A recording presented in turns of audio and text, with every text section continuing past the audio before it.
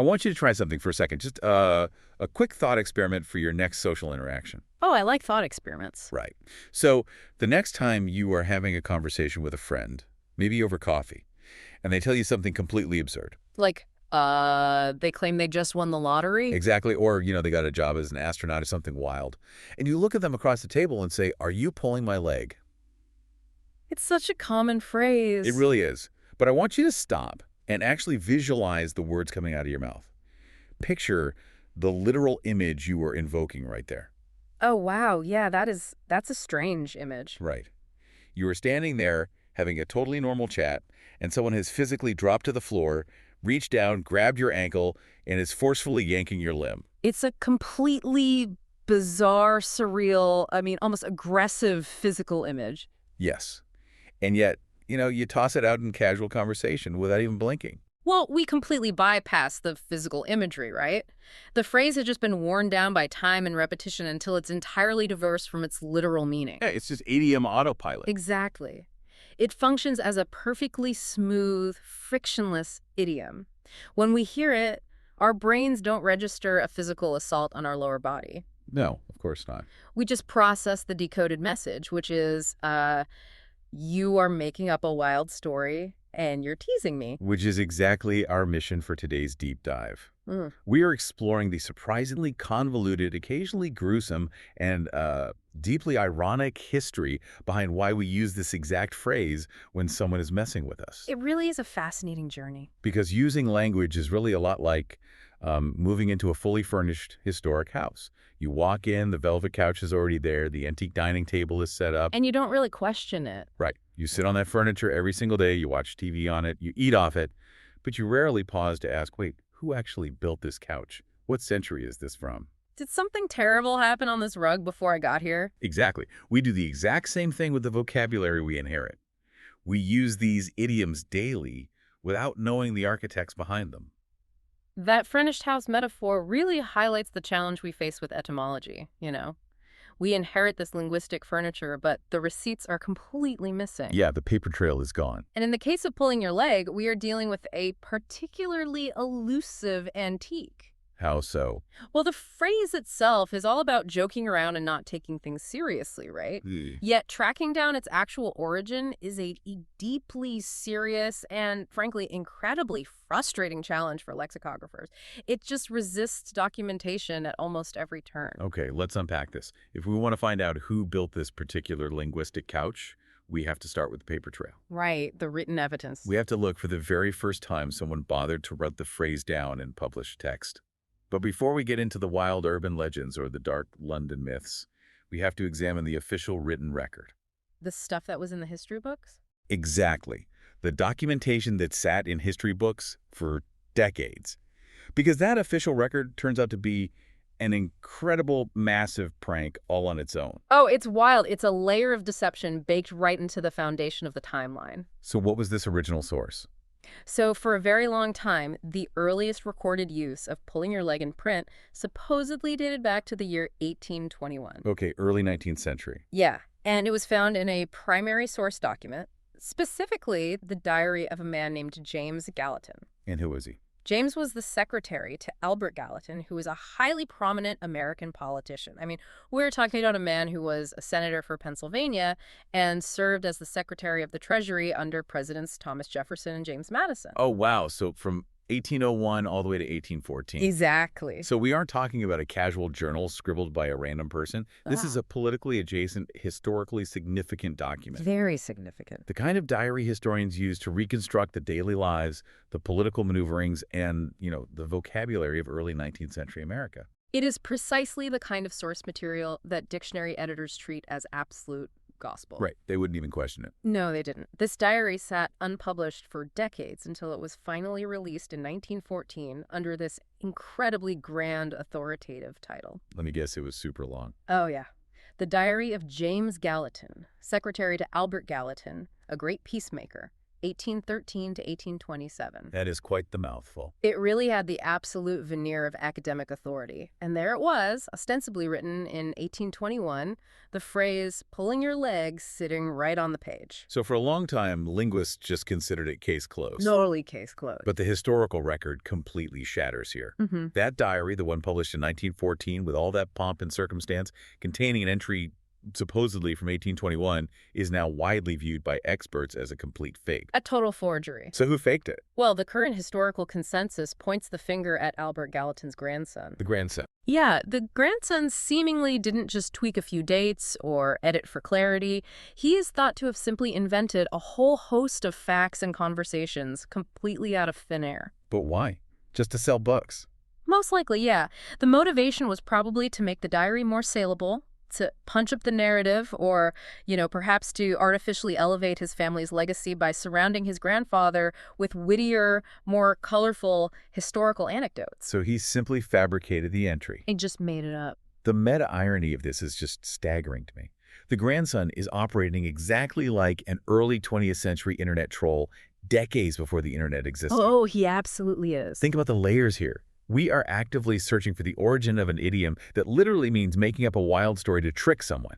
Right. And the earliest official documented record we have of this phrase is located physically inside a made-up wild story meant to trick people. It's amazing. It's a prank hiding inside a prank. It's like linguistic inception. What's fascinating here is how effectively a single act of creative writing by a descendant can corrupt the historical waters of the English language. It really polluted the data. It did. When a forged document bypasses academic scrutiny and gets accepted into the official record, it creates a massive ripple effect. Major dictionaries cite it as the first known use. And then subsequent historians reference those dictionaries. Exactly. Within a few years, a completely false timeline calcifies into accepted truth. For decades, we operated under the assumption that politicians in the 1820s were casually walking around saying, pulling your leg. All because a grandson wanted to sell a punchier book in 1914. Pretty much. But the moment you rip that fake 1821 diary out of the history books, the entire timeline collapses. You pull that anchor up, and suddenly you're left staring at a massive void. You really are. The deletion of that forgery forces us to jump forward significantly to find the actual verifiable entry of the phrase into the lexicon. So when is the actual first real use? The next undeniable instance of pulling your leg popping up in print doesn't occur until the year 1883. 1883, that is a massive jump. Yeah, we lose over 60 years of linguistic history.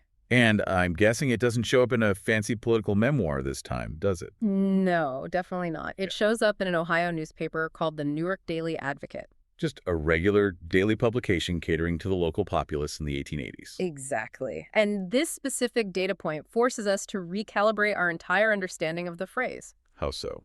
Well, first, the fact that this legitimate, documented use is American strongly reinforces the idea that the idiom originated in America, not in England, as many later myths suggest. Right, that makes sense. But more crucially, this void between the forged 1820s origin and the real 1883 origin leaves etymologists completely in the dark. Because we have no idea how long people were saying it before it got printed. Precisely. Did the phrase actually bubble up in the 1870s? Was it frontier slang in the 1850s? We just don't know. Though the 1880s American cultural context is actually a perfect incubator for this kind of phrase. Oh, absolutely. This was the era of Mark Twain, the post-Civil War boom of frontier humor and, the great American tall tale. Exactly. It was an era where American humor was defined by deadpan exaggeration. You had storytellers sitting around spinning these massive, unbelievable yarns with a straight face, testing how long they could keep the listener on the hook before the listener realized they were being played. A poker face was key. Yeah. So a phrase dedicated entirely to the act of tricking someone with a fabricated story makes total sense in the cultural ecosystem of the 1880s. The cultural conditions were absolutely ripe for it. Newspapers were expanding, syndicating local columns, and regional slang was traveling across the country faster via the railroads. But despite knowing the environment was right, we still lack the exact moment of birth. Yeah, we just have an untraceable jump from an unknown origin point to an 1883 Ohio newspaper. Here's where it gets really interesting. Human beings despise a void. Oh, we hate it. Our brains are hardwired for pattern recognition and narrative closure. When we encounter a gap in history, when we don't have a clean, clear, documented answer for where something comes from, We rarely just shrug and accept the mystery. No, we definitely don't do that. We step in and we invent. We build incredibly colorful, vivid, and often deeply dark theories to backfill the missing history. If the truth is mundane or simply lost, we engineer a blockbuster movie script to replace it. In the absence of evidence, imagination completely takes over. And that phenomenon perfectly explains the popular theories that have sprung up to explain pulling your leg. Because no one wants it to just be an Ohio newspaper. Right. Because despite the hard evidence pointing toward a 19th century American origin, the most famous and widely repeated theories completely ignore the Ohio newspaper and immediately transport us across the Atlantic. Because of course they do. If you need to invent a grim cinematic origin story to satisfy your narrative brain, you don't go to Ohio. You go straight to the fog, the cobblestones, and the dark history of London. Which brings us to the most frequently cited and definitely the most dramatic theories surrounding this phrase. The first major myth attempts to anchor the idiom in the incredibly gruesome practice of execution by hanging in England. Oh boy. Specifically, it centers on the infamous gallows at Tyburn. Tyburn was the principal location for the enactment of the death penalty in London for a staggering 650 years, hosting public executions right up until the year 1783. Over 6 centuries of state-sanctioned death concentrated in one spot. It wasn't just a place of punishment, though, right? It was public theater. Oh, massive public spectacles. The Tyburn tree was deeply ingrained in the cultural consciousness of London. So how does pulling a leg factor into an execution? Well, the mechanics of this particular theory rely on understanding the physical realities of those executions. The gallows at Tyburn did not utilize a long drop. A long drop being where they fall through a trap door. Exactly. When an execution features a long drop, the trapdoor opens and the condemned falls a calculated distance.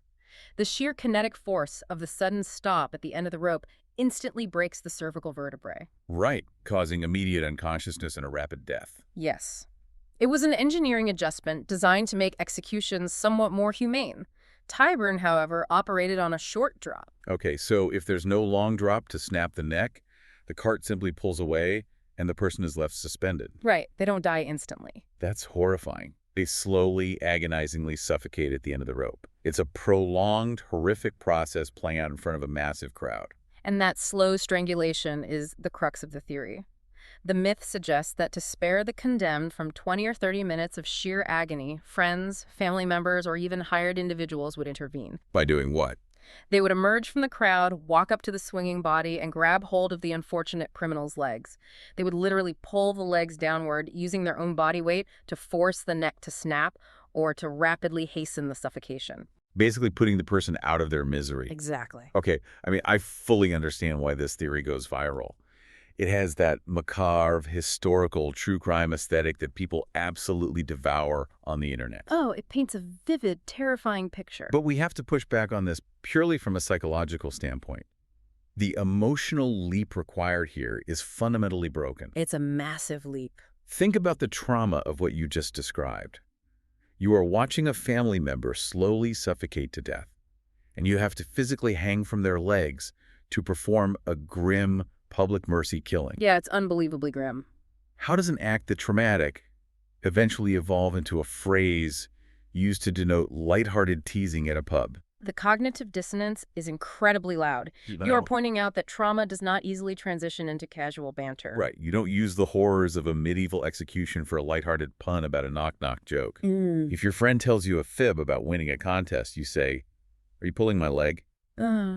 You aren't invoking the memory of a hanging. No, you definitely aren't. The emotional resonance of the phrase today is completely incompatible with the horror of that origin story. Linguists and etymologists largely side with your skepticism here.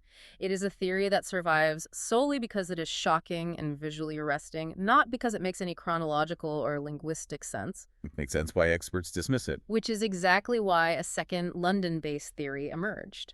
If the Tyburn hanging theory is too emotionally gruesome to be believable, the alternative theory attempts to swap sheer horror for cold, tactical logic. So moving away from the gallows, we head into the dark alleyways of Victorian London.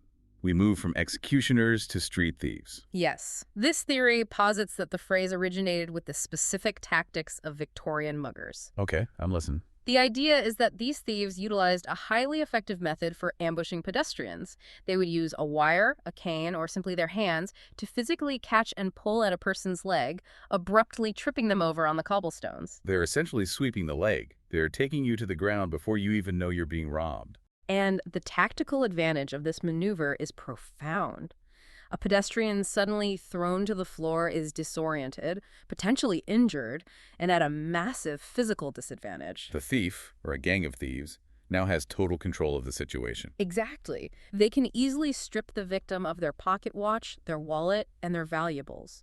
By the time the victim figures out which way is up and recovers their bearings, the thieves have already vanished down a side street at a rapid pace. Okay, I have to admit, the metaphorical translation here is incredibly clean. It really is. If we map the physical act of being tripped by a thief onto the mental act of being tricked by a friend, it aligns perfectly. When someone pulls your leg with a fabricated story, they tell you something totally believable. For a split second, you buy into it. They catch you completely off guard. Exactly. They're literally tripping up your sense of reality.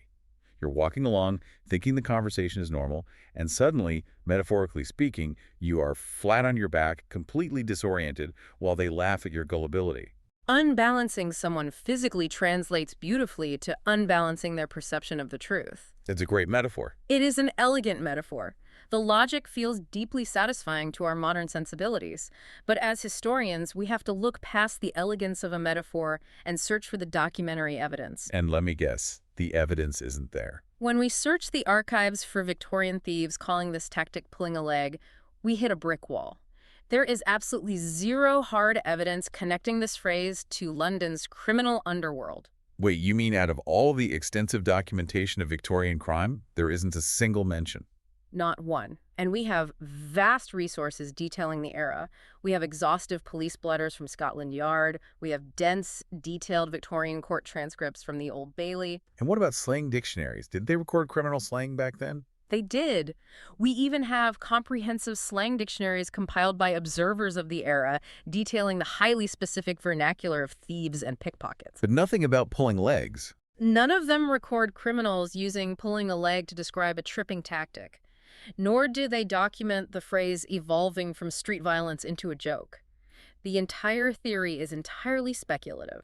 That's incredible. It fits the shape of the puzzle perfectly, but it is made of completely fabricated material. It's the linguistic equivalent of apophenia. Remind me what that is. It's our brain's overwhelming desire to perceive meaningful connections between completely unrelated things. It reminds me so much of modern backronyms and urban legends. Oh, like the ones that circulate on social media. Constantly. You see these stories floating around the internet where someone will confidently share a post claiming that the word golf actually stands for gentlemen only, ladies forbidden. Or that posh stands for port out, starboard home. Yes, those are classic examples. They're classic examples of reverse-engineered folklore. Exactly. People share them millions of times because they sound clever, the acronym fits the letters perfectly, and it provides a neat, satisfying explanation. But they are entirely fabricated. We build these stories backward to fit the shape of the mystery. Right. The reality that golf likely comes from a medieval Dutch word for club, or that pulling your leg is just an untraceable jump from an unknown American origin to an 1883 Ohio newspaper, is deeply unsatisfying to our narrative brains. We would much rather believe in Victorian street thieves wielding tripwires than admit we simply don't know. We constantly favor a neat, satisfying fiction over a messy, incomplete reality. The human brain is a storytelling machine, and when history refuses to provide the first chapter of a story, we simply write it ourselves. So what does this all mean? Let's take a step back and look at the entire landscape we've navigated today. It's been quite the ride. It really has. We started with the grand official 1821 diary, and we had to throw it out because it was a total forgery concocted by a grandson wanting to spice up his family history. Right. Then we examined the terrifying Tyburn hangings, and we discounted them because the emotional leap from a traumatic short-drop execution to a lighthearted pub joke is too jarring to accept. This doesn't make sense emotionally. And finally, we explored the Victorian street thieves, and while the physical-to-mental metaphor works beautifully, we had to reject it because there is literally zero historical evidence to support it. All of which brings us right back to the stark, slightly mundane reality of the evidence we actually possess. The Ohio newspaper. Yes. Based on the hard documentation of the Newark Daily Advocate, Pulling your leg is almost certainly a homegrown American idiom that bubbled up into common usage during the cultural boom of the 1880s. But the absolute true origins. Who the very first person was to say it, in what specific context they used it, and why their brain chose that specific surreal physical imagery of yanking a limb, those details are simply lost to the void. They slipped through the cracks of history and disappeared entirely. They did. There is something a little melancholic about that, isn't there? We possess this brilliant, evocative, universally understood phrase, yet the original author gets absolutely no credit. They are an anonymous ghost in the American lexicon. It is melancholic, but it also perfectly encapsulates the ultimate beautiful irony of this entire deep dive. How so? Think about the layers of deception we've uncovered.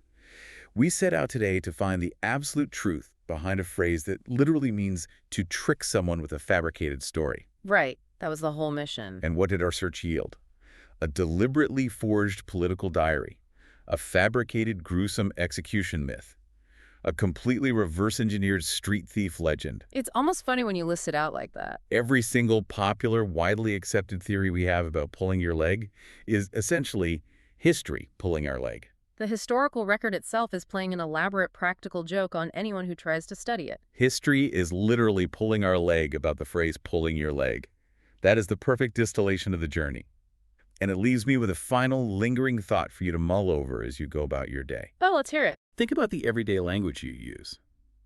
Think about the idioms you casually toss out in a meeting, at the grocery store, or over coffee with a friend. You sit on that inherited linguistic furniture every single day without a second thought. Just taking it for granted. But after learning about the forged Gallatin diary and the invented London thieves, how many of your daily phrases might actually be the result of a centuries-old prank? It really makes you wonder. How many of the words you use are actually successful forgeries that somehow managed to sneak past the dictionary editors? Or dark apocryphal myths that accidentally caught on and became standard English? The next time you speak, the next time you use an idiom you've known your whole life, just remember you might be echoing the inside jokes of ghosts.